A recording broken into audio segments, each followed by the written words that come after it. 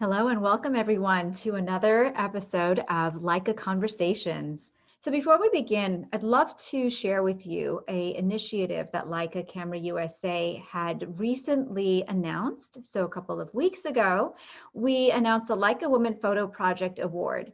Now the Leica Women Photo Project was launched in 2019.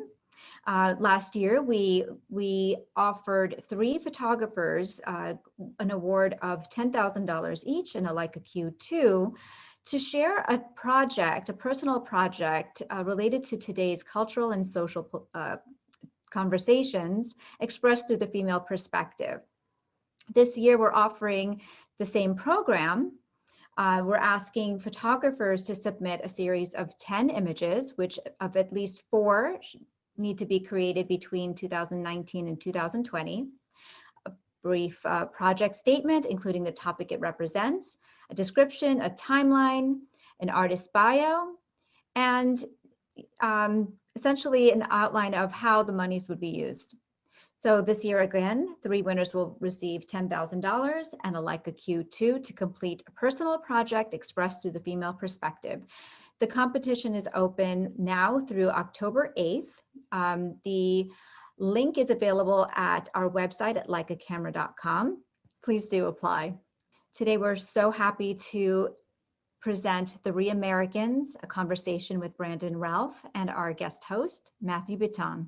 Mathieu is no stranger to Leica. He has been the face of the Leica M10P campaign. He has had multiple gallery exhibitions across the Leica galleries worldwide with its exhibition Darker Than Blue.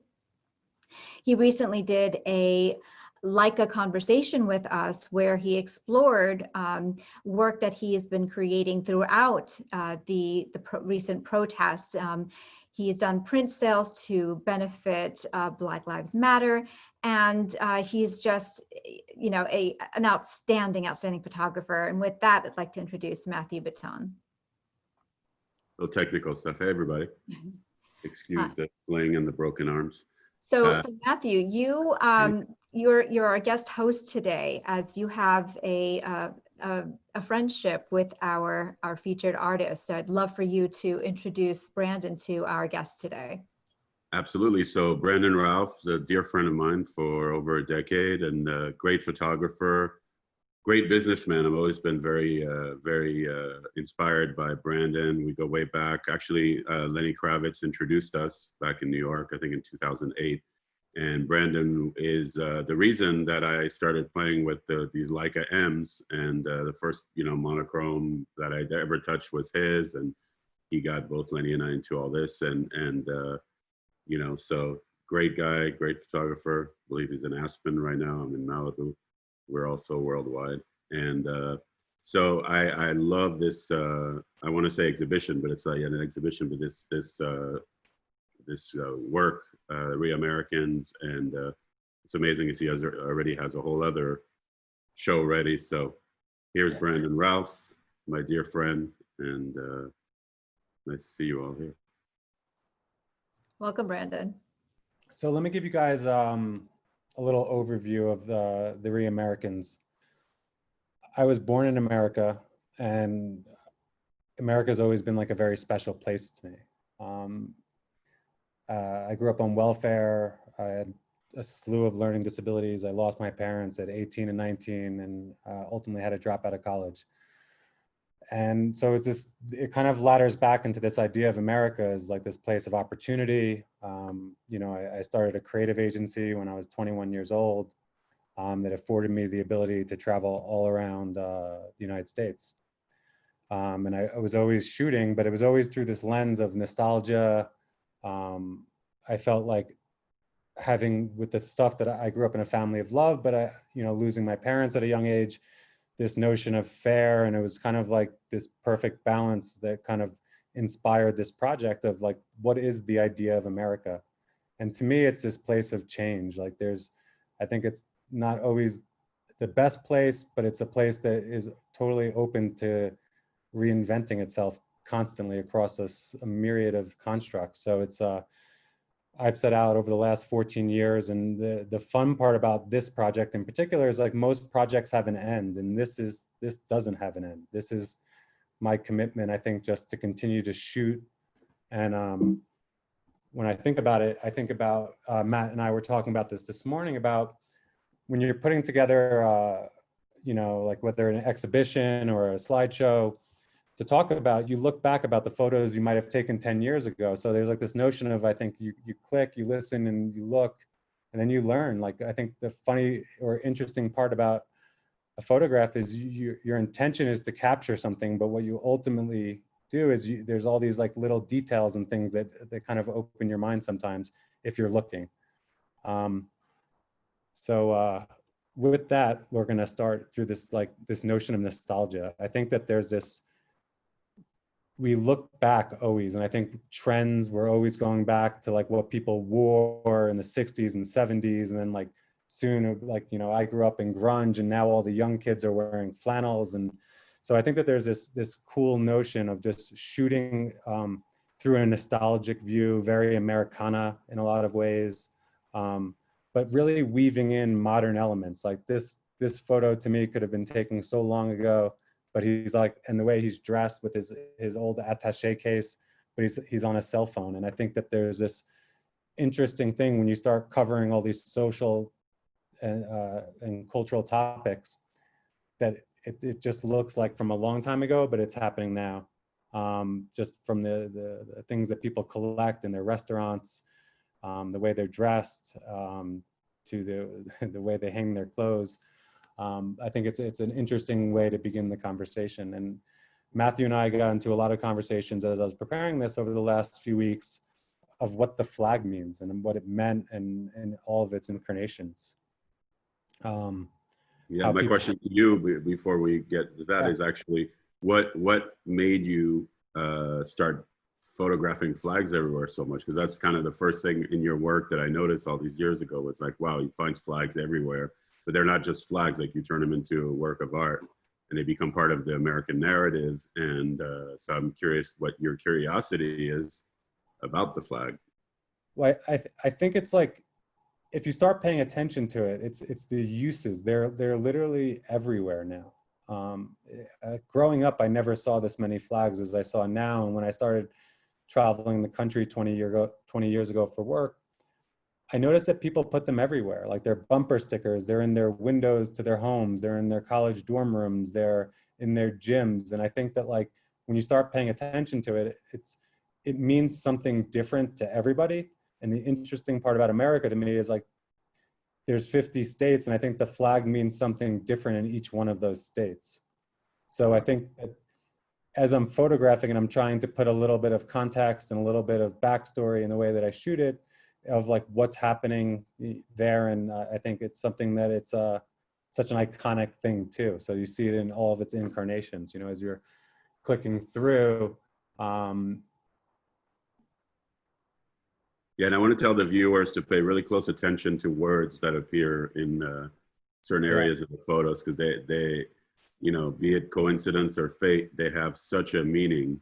And that's what another thing I love about your work is how you manage to capture little words on a passing truck or on a store sign, that you really have to pay close attention to details in your photos. Yeah, and I mean, I think that as they get weathered and the different flags that people choose to put into their cars or at half mast, that it's just showing up everywhere. And I think it's so tied to this idea of America, and whether the struggles or the successes, or it's just, I think it started off as like a fun thing just to capture as you start to, you know, you get your first camera and you're trying to figure out what to shoot. And this was like, it was clear as it was something that I felt like I had to do, and then weaving in all the things that we're going to be talking about.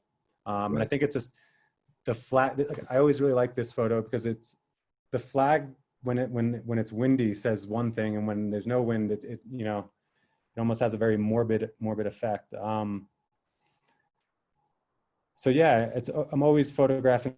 If you go right back to that picture, well, it's okay, you can keep going. But I was going to say the flag sort of has like a you know, double entendre now, and like whatever part of the country you're in at this point in 2020, the flag is going to have different meanings. You know, if you're photographing a flag in New York versus in Ohio, where I just spent the whole summer, you know, has a very different meaning, different political parties and all that.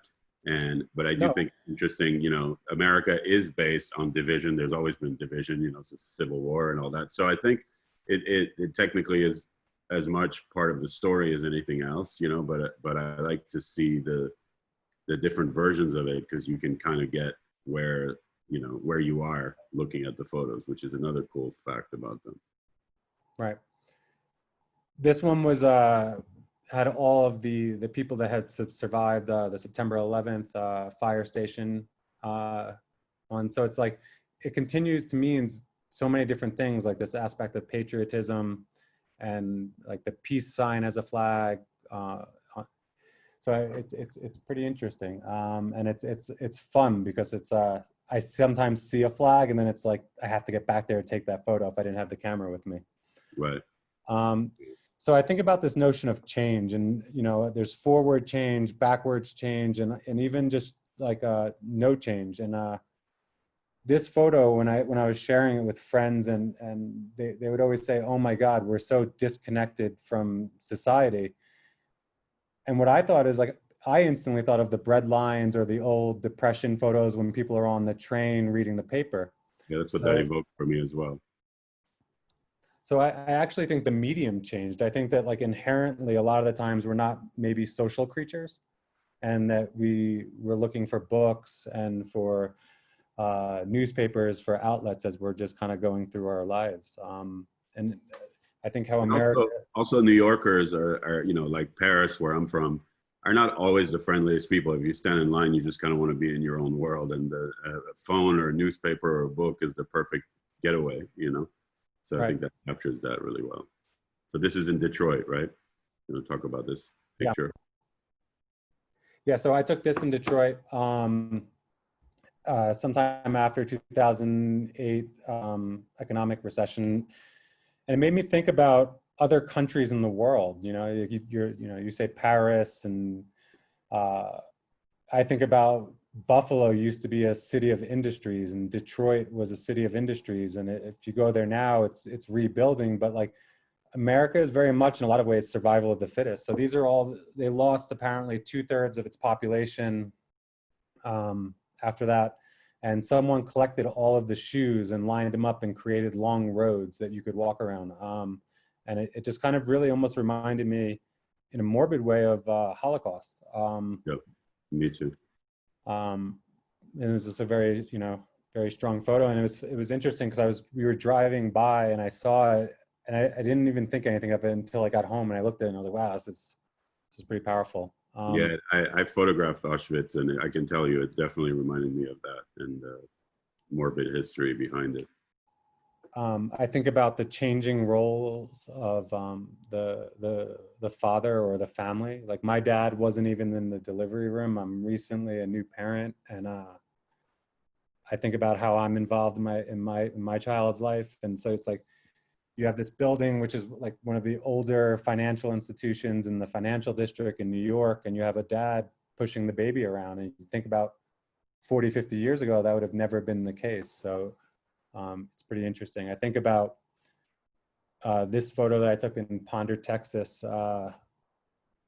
This guy is like clearly the center of attention. He has confidence and bravado. And I think about how things are changing today, and how technology and finding maybe a good meme makes you the center of attention. You know, it's like, so I think about like interpersonal like communication and confidence. It's like you could be part of a conversation that maybe a lifetime ago you might not have had because of technology. Right.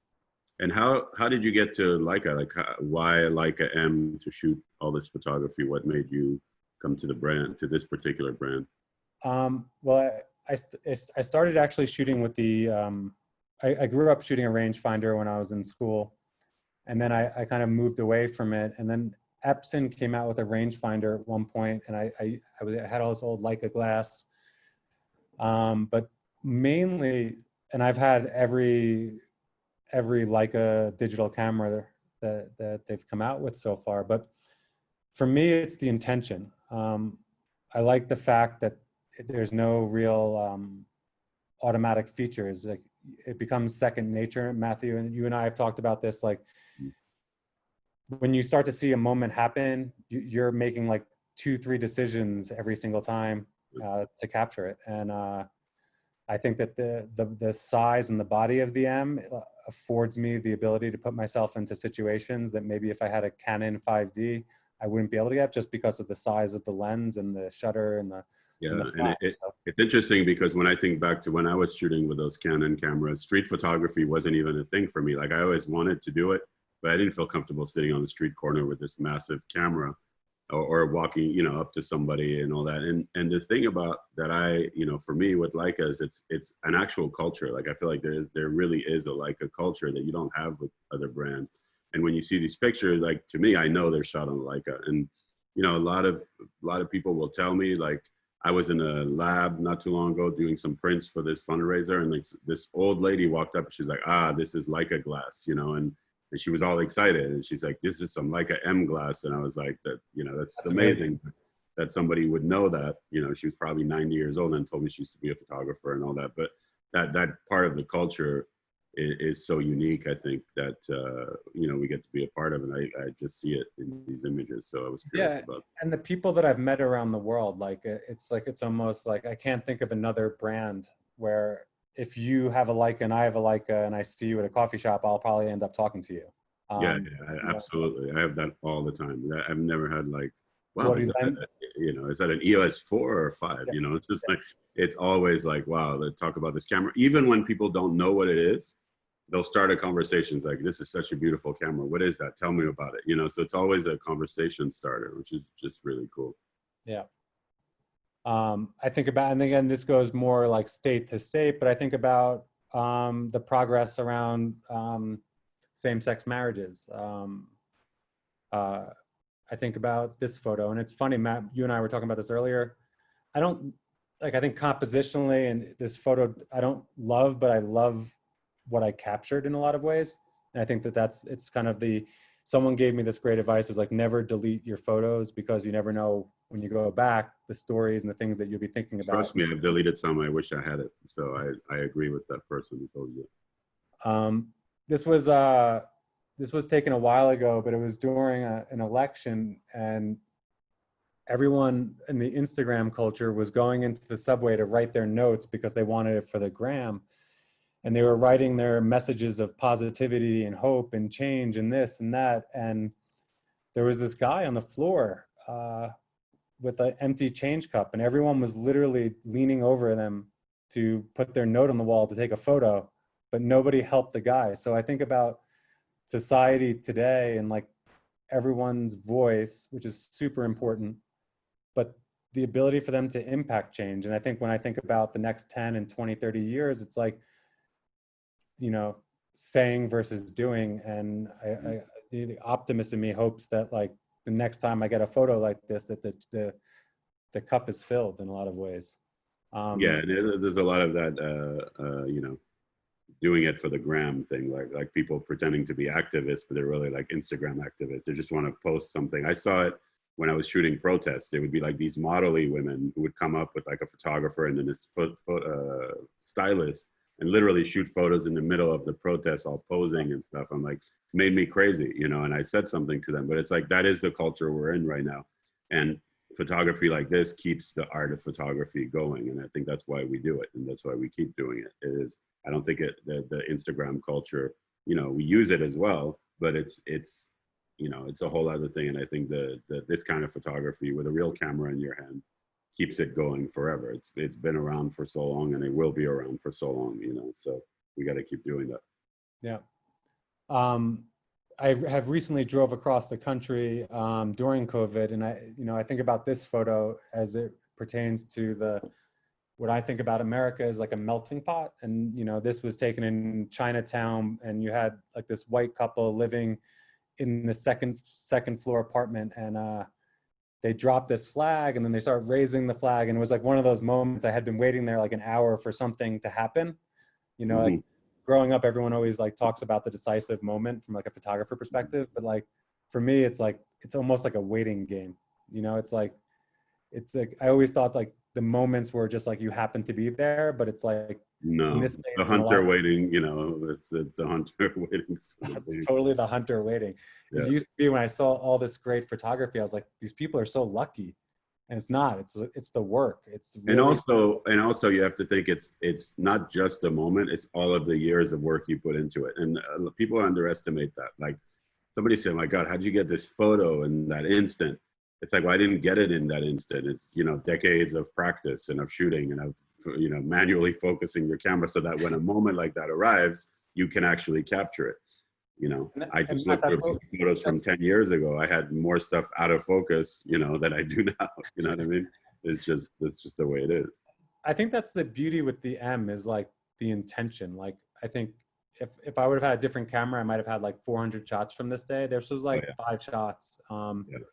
I saw the flag moving, and it's like, I think there's like this just intention and like selection, you know, it's like you never really end up overshooting with an M, I think. No, and you don't do the machine gun culture, as I call it, you know, when I'm at a show and somebody's next to me, you know, shooting 2,000 images while you're shooting like 20, you know, that's a whole other art.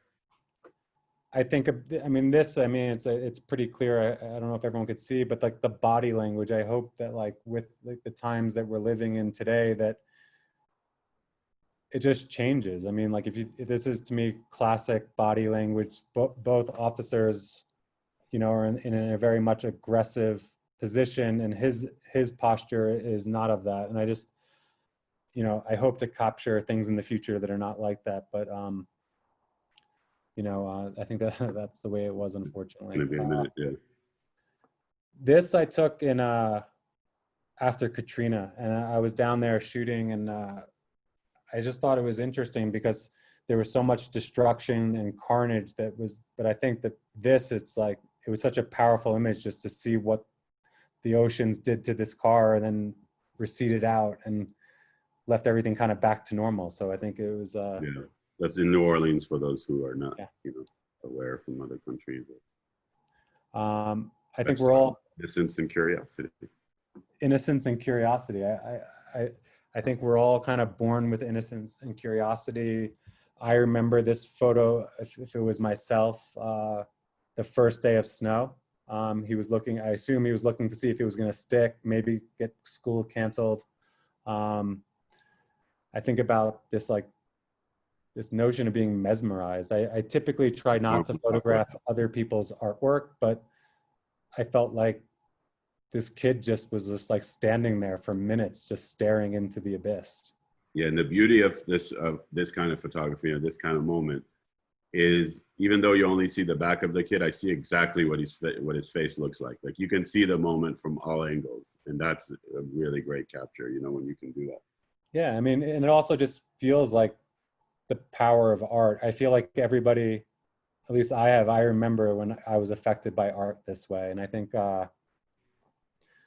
you know, it was a nice moment to capture with that. And what would you say is the main lens you use for all these, or do you use different ones?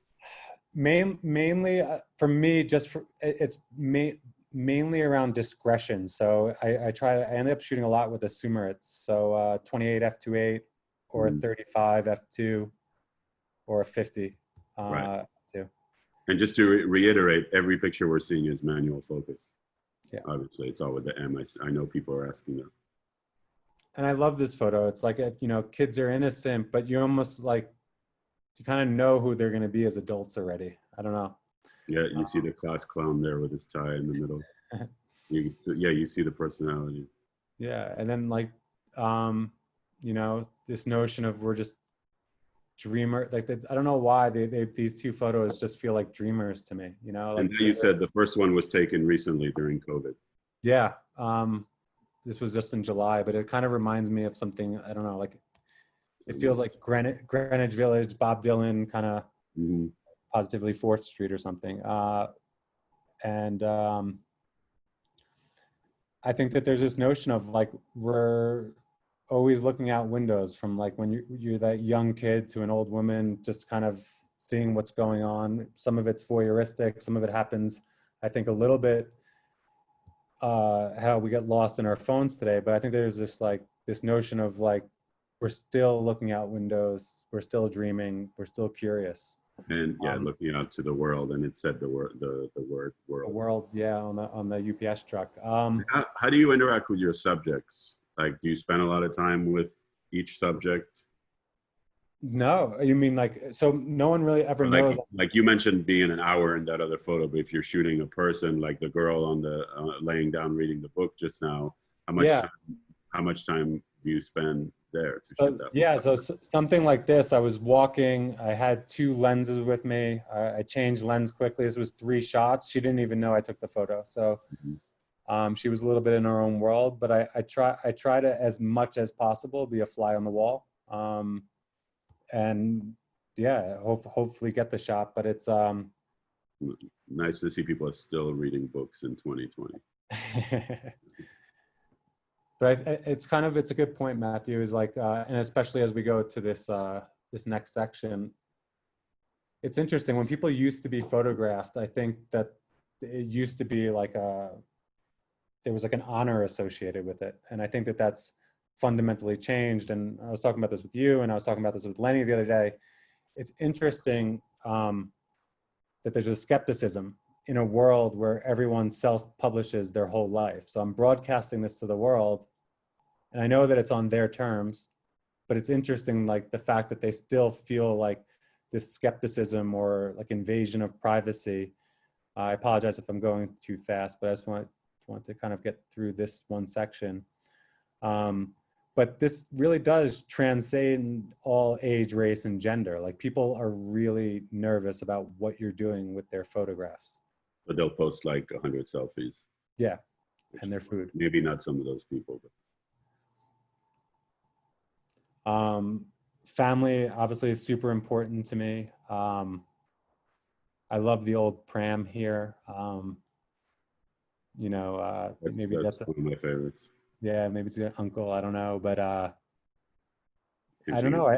I obviously tons of different upbringing. This was crazy. I saw this teepee. I was driving through Nebraska, and I shot this out the window while I was driving. So it was like I don't know if everyone on the phone knows, one of the benefits of the M is the ability to do hyperfocal distance. So as I was driving, I was just setting up the infinity, and I was able to capture this while I was driving.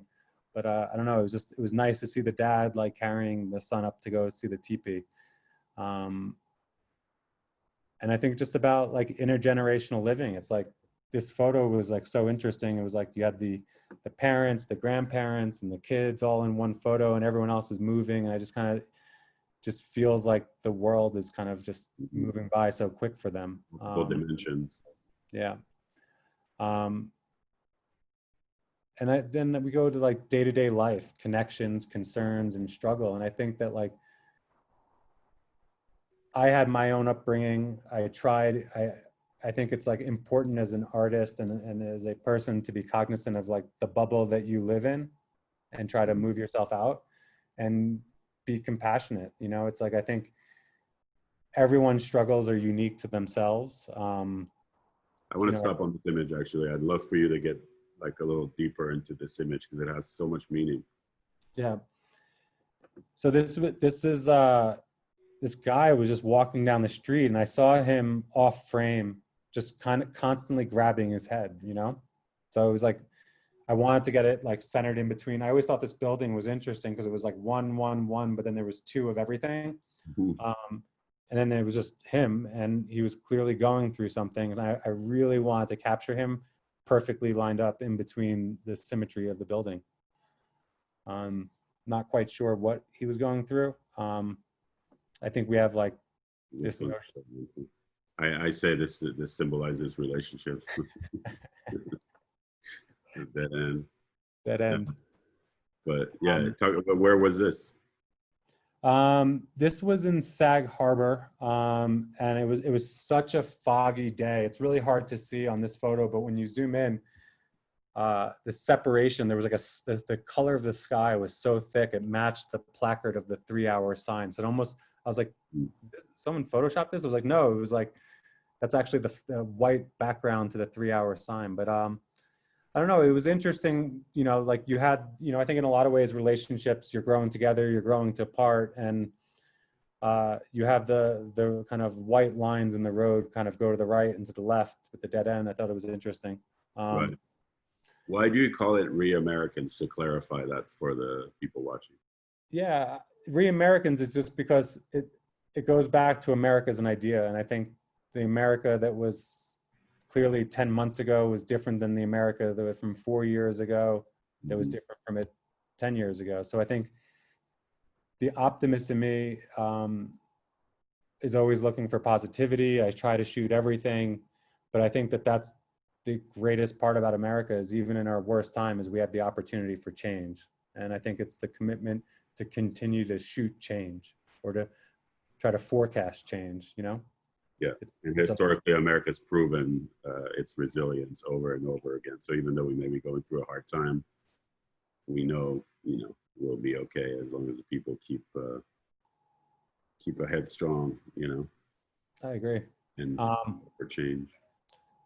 Real quick, do you consider yourself a street photographer? I do. Yeah. What does that mean? Yeah, I definitely consider myself a photojournalist, street photographer. The majority of the photographers that, you know, that I love were all street photographers. I think there's creating a moment and capturing a moment. And I've never been you know, back in my creative and marketing days, I was never able to articulate myself in a way, like if you were working with a model or on a shoot, it's a whole other art form to be able to communicate to someone, make them feel comfortable, to be able to capture a moment that way or to create a moment. Versus the thing I like about street photography is it's, you know, it's so simple in a lot of ways. It's just everyone gets to click the same button, and then the photos that make a difference, you know, it's like a fraction of a second away. Yeah, and a good comparison is like for me, sometimes when I'm shooting like a real photo shoot versus street photography, I feel like I end up repeating this thing of like just be natural. Whereas like street photography, it's natural, it's nature, it's what's happening in front of your eyes. Whereas like a model, I want them to be more like my subjects in a street, you know, street photo, but because they're self-conscious and they want to, you know, they're either selling something or they're, you know, selling themselves or whatever it is, they're going to be more self-conscious. I think that's street photography is a pure art in a sense, you know, because it's harder for me to call something art that's a photo shoot. I don't know if I'm making sense, but yeah, that makes perfect sense. You know, I feel like street photography is definitely an art to me. It's an art. I think it's interesting because it's like, it's that perfect balance of the moment and the composition, right? And there's so many times where I'm like, oh, that moment was so great, but the photo sucks. Right. So it's because it's like, it's making sure you're putting yourself in that position to capture the moment. And you know, this moment just kind of happened. I rolled up in a cab next to this guy. And you know, as it relates to going back to just the weight of the world, you know, and I think that there's like different levels of struggle. This guy was on a boardwalk in New Jersey. He was an old vet, asking for money, all the way down to kind of the growing homeless. You went too fast. That one portrait is so beautiful. Which one? This one? Yeah, that one. There's so much in there. And it says wish behind him. Is that what it says? Wish, yeah. I mean, again, you have that magic about finding the right, you know, hidden words here and there. And I think this is like the beauty of the monochrome. Like I know when I had the M8 that this would have never been able to have that. So I think about like the excitement of when the monochrome came out is the detail and the range of that the photos afforded me, to have the latitude to be able to push it later. I don't know the exact percentage wise, but like when this was shot raw, I saw it in real life, but when I shot, it was all black. And just to be able to pull this level of detail out was really great. And then I think about the day, like, you know, obviously the day-to-day life, but then what does that mean and where does it go? I think about commuters, builders, and workers. And I think that like, I woke up really early for this photo. And this guy was just walking through Oculus alone in New York. And there was just this other guy standing in that little doorway in the back. And I thought that there was just something just about the unsymmetrical aspect of it. You know, it's like that it made it just kind of like an interesting photo, kind of It's eerie. almost like a shadow of himself, like a distant shadow of himself, like posture is so similar.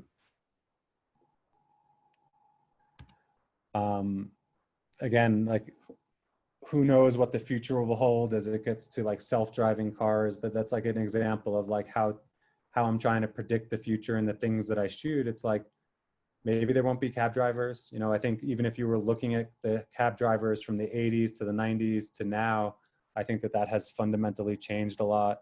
Yeah. I think about the people that are actually doing the work and building the cities and that we all live in. That's great. I mean, that's such a monochrome moment. How much processing do you do to your images? Not that much. It's I never really got into printing in the darkroom when I was younger. I don't like Photoshop. I end up using Nik software the most. It came with the Leica monochrome stuff. So I use Lightroom to organize everything. Right.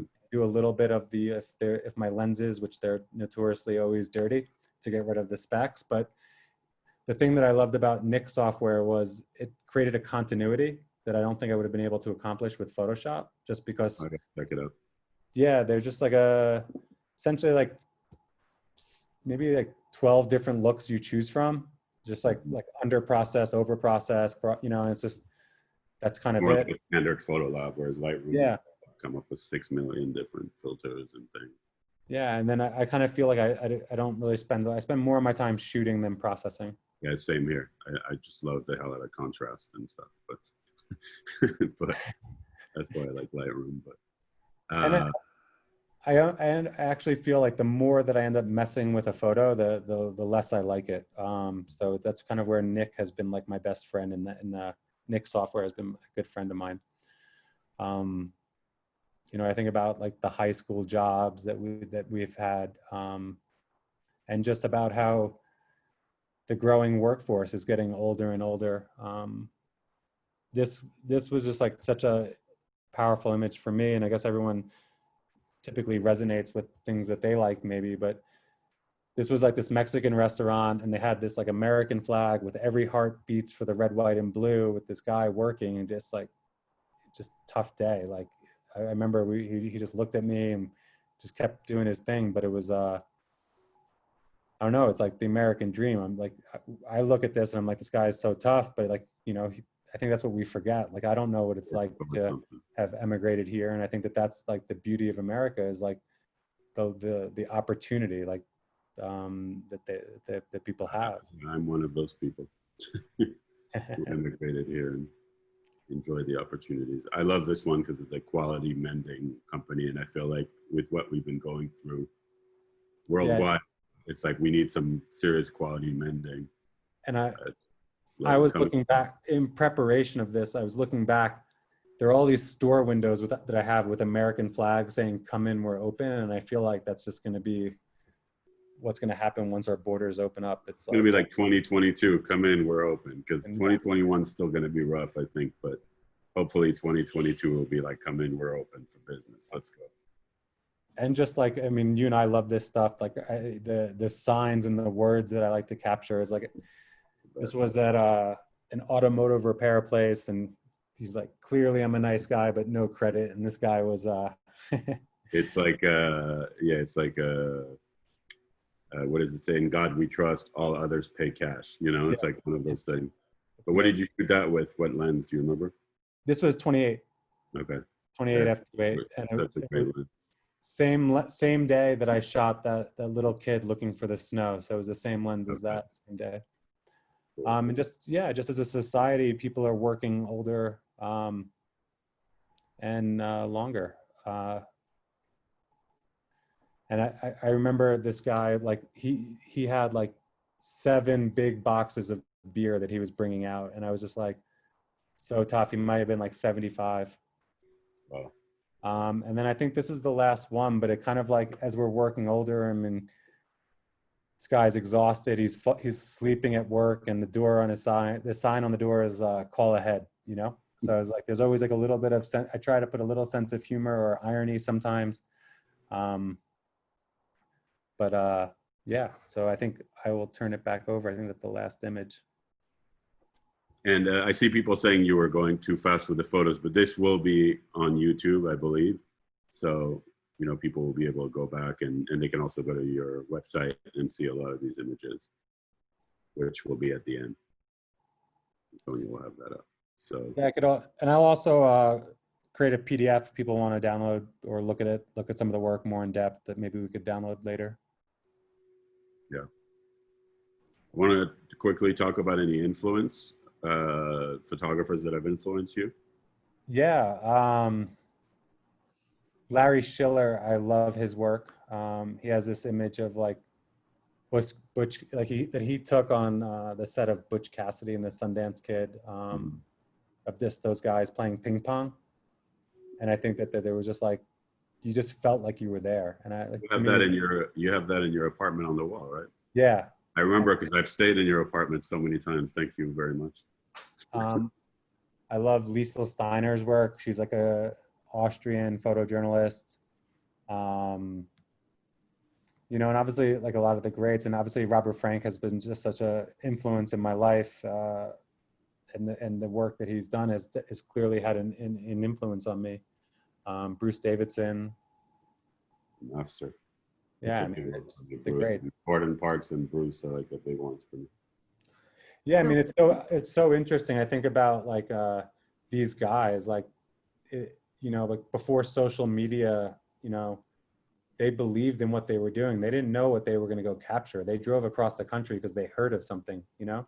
Yeah. And like for people like us, it's like we see stuff and then we kind of, is it worth, you know, should we go out? You know, should we get up and go do it? Like these guys, like, they traveled all around the world because they heard about something and they believed that there would be stuff worthy of capturing. So it's like, it's interesting to think about how just all of social media has changed photography in a way. Absolutely. But do you think, like, it seems like black and white is kind of becoming more of a thing? I mean, we've been doing it for a long time, but I'm starting to see, you know, is it becoming prevalent again, you think? I think so. I think like in a lot of ways, the democratization of photography with like camera phones and Instagram allowing people to make things potentially feel a little bit more nostalgic. Mm-hmm. You know, I solely shoot in black and white. Yeah, I just think it's like, I think that color for me introduces a lot of things that like they feel like distracting from the moment versus for the story I'm trying to tell. But for, you know.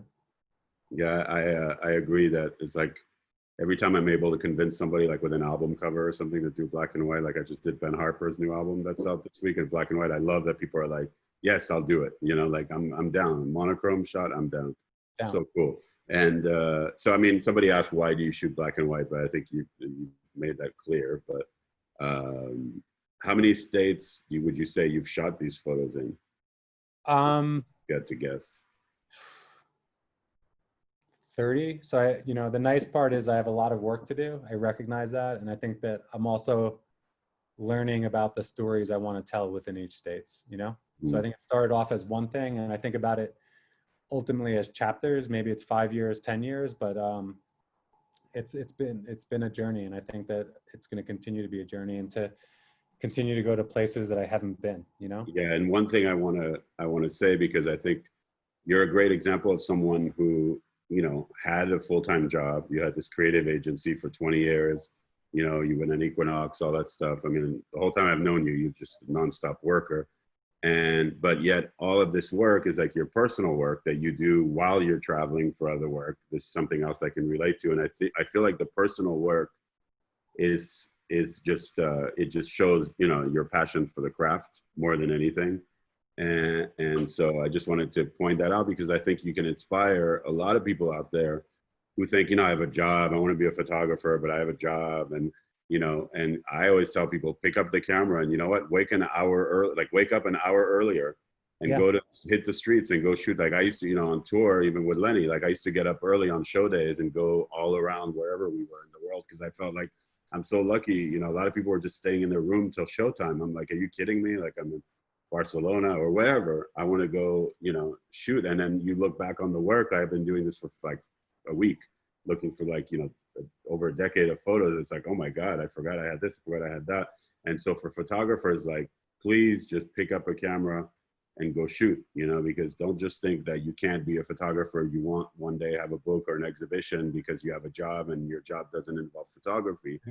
I think like seeing your work, I would think you've been doing only this for your whole life, you know, that's what you do. Thank you, Matt. Yeah, I mean, I think that's honestly, I think it's the thing I love about photography, and it's also it's the thing I love about America and just life. I think it's like, for me, it's like, again, with my learning disabilities and the things that I've learned to deal with, it's, I don't know, I'm not afraid of failing, because I think I kind of just failed my whole life, and in a positive, I've like succeeded through failure in a lot of ways. And I think that like photography is like the best example of that. It's, my brother gave me the best advice once, as I was like constantly shooting, bringing my camera everywhere. He's like, your photos are great, but they're not telling a story, you know? So he's like, he gave me really like harsh, but great criticism. He's like, just wait for the moment. And it's like, so it's like, I think if like practice and hard work, it's just eventually it all makes sense. And I think that's kind of the way I've approached everything in life, is like not afraid to fail, you know? It's like, just try. And so when will this become a book? I think it's like, that would be, I'll get one for free from you, but I'll buy one too for a gift. You're the best. I think I'm finally getting at a point where I feel like there's enough to tell a story. At first, like I felt like it was really missing big gaps from being representative of all the country. So it was like, I feel like there's a couple more places. Maybe at the end of the summer, I'm going to do a slow drive through the South. But that's, I think towards the end of the summer, it would be probably a good time to start that conversation. Yeah, and you know, you could always do a part 1 and part 2 of the ReAmericans. Like you have enough to do one, you know. And what I love, I think you and I relate so much. It's like my darker than blue theme. People are like, "Oh, is that finished?" I'm like, "That'll never finish. That's never going to be finished." You know, it's never finished. Something that's always I'm going to be passionate about. I don't think you can turn off the passion. But it might be different volumes. Like I'm doing volume 1 right now. It's not going to be called volume 1, but it'll be, you know, but essentially volume 1. Yeah. But I know that, you know, maybe 10 years from now, I might want to do a second one that has the last 10 years, you know? So I think for you it's a great, you know, time. It's a great subject to do a book. And I know a lot of people are going to want it. I know people on here are saying they're interested. And oh, wow. So yeah, you show us real quick, just for fun, that fancy strap you were showing us earlier. This changed my life. Because part of going out, I don't like wearing a strap. So I think I'm going to order one of those. Let's see if I could see myself. And I already have one. Yeah. So it's like the gamble of which camera to take out and which lens.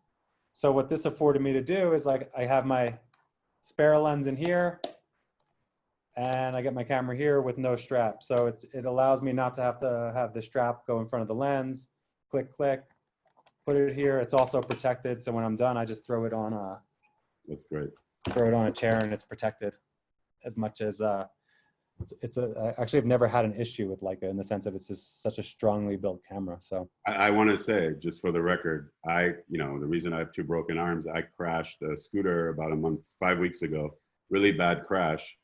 My Leica Q2 was around my neck. I think it actually might have saved my life. I'm not kidding, but it saved my head from hitting the ground, because all I could think about is I don't want to break the Q2.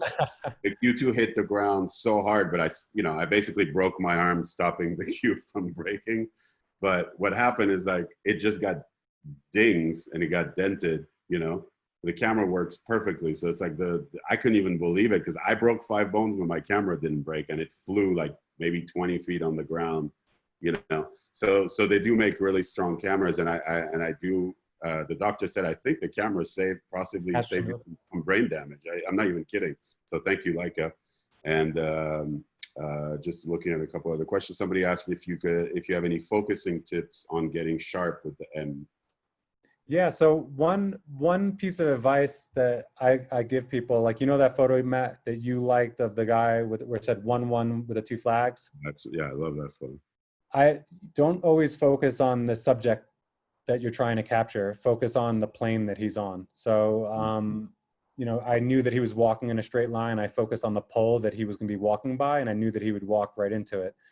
Focusing on moving objects is very difficult, but the nice part about the M systems is, like, if you focus within that range, everything will always be sharp. And then, you know, the edges, like shoulders, ears, knees and toes. But you know, it's like really defined objects. I think it's like when you see someone that's like, and you're trying to focus on their face, it's so difficult, but their face is almost in line with their shoulders. So just focus on their shoulders. Right. Yeah, you have, where can people see these photos? So you can go to Brandon Ralph Photo on Instagram. If you want to see them bigger, you can go to ReAmericans.com. Okay. I'll just jump in here. Yeah. So, Brandon, what marvels me about your work is your ability to really create and pursue personal projects. I know it's such a challenge for some to find that one project that speaks to them, to be able to tell one cohesive story. Could you share with our audience what motivates you to define a personal project, and how do you see it through to fruition, and when do you know it's complete? So that's a great question. For me, I found myself maybe like 8 years ago talking about things I wanted to do all the time. And I found other people talking about that. Wouldn't it be great if we did this, or wouldn't it be great to do that? So for me, is like the things that I found myself constantly thinking about, I didn't want to be that person. I wanted to be the person that actually got up and did the work to do it. And I think about how we prioritize time. There's a lot more time than you think you have. I know that I used to be overweight. I made time to try to run every day. So I think it's like how you prioritize your time and just focus. So it's like with the ReAmericans, it's the idea, hopefully, that it's never finished. So I'll be able to continue to shoot this to be true. But just the other stuff that I'm doing, is it in the back of your head grinding at you to say, like, if you're thinking about it more often than you should probably be doing it. And don't be afraid to fail, because it's like, it's so much better to have tried. Such a great message, especially during these times. Two last questions. If you were on a desert island and you could only take one camera and one lens with you, what would you choose? Oh my God. So a desert, so I guess a desert island. It'd be really like kind of sacrilegious to bring a black and white camera to a desert island, but it would definitely be my my M10 monochrome. And you said which lens? Yep. Probably my 24 millimeter, which I typically don't shoot with, but I feel like I'm going to want to get some wide shots. Matthew, I'm going to ask you the same question.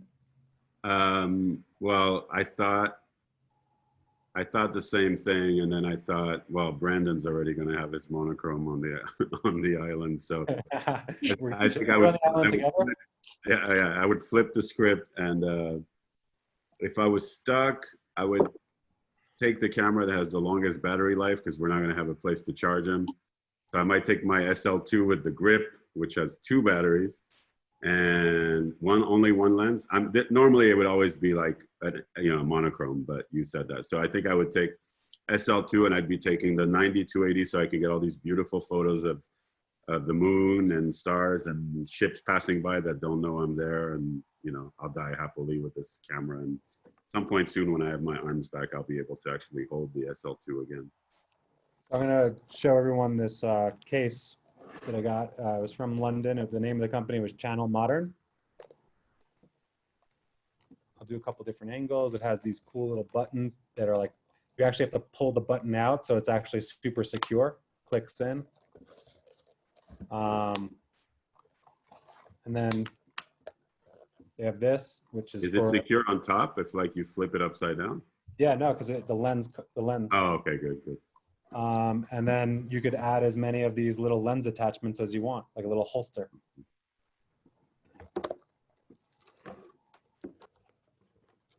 Right on. Thank you so much for sharing it. We had a few requests to have another view of that case. I have to thank you so much, Brandon, and for you as well, Matthew, for hosting today. Pleasure. Again, to please do follow Brandon Ralph and Birth of a City, Brandon Ralph Photo on Instagram and Birth of a City on Instagram. Mathieu Bitton at Candy Tea Man on Instagram. Again, I cannot thank you both enough for being here today, and I will see the rest of you at our next Leica conversation. Have a great day, everyone. Thank you, guys. Guys, thank you. Bye-bye. Bye.